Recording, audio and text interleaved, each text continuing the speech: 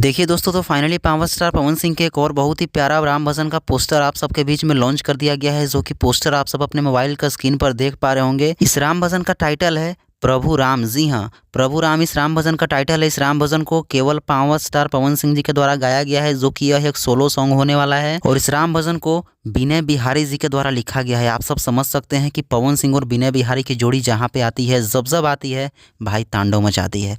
तो आप सब तैयार रहिए, पवन सिंह और विनय बिहारी की जोड़ी फिर से राम भजन में आ चुका है, प्रभु राम, जो कि इसमें म्यूजिक होने वाला है मधुकर आनंद जी का।